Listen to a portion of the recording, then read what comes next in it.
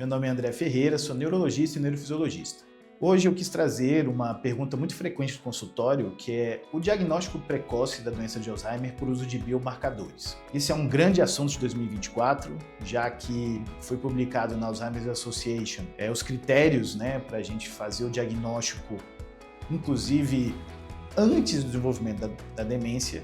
E então vem a pergunta, será que eu tenho que fazer isso em todas as pessoas? Então vamos dar um exemplo. Eu tenho um CEO de uma grande empresa que ele chega no consultório se queixando de memória.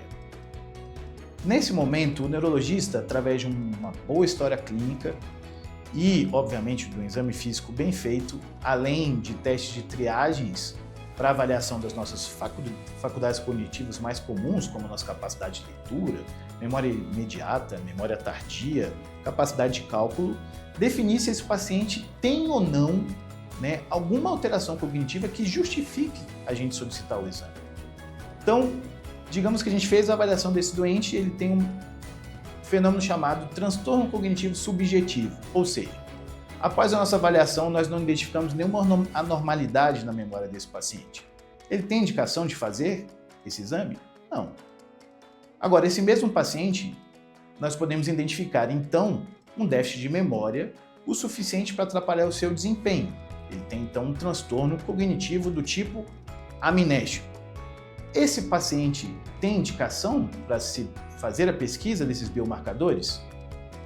Isso vai depender muito de cada um, pois a presença do biomarcador somente positiva não significa que esse paciente vai desenvolver o Alzheimer precocemente.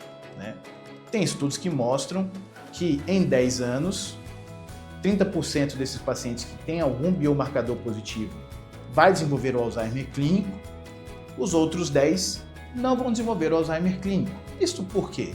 Porque esse paciente tem uma grande reserva cognitiva. Então, pedir ou não o biomarcador tem que ser uma decisão feita entre o neurologista e o paciente.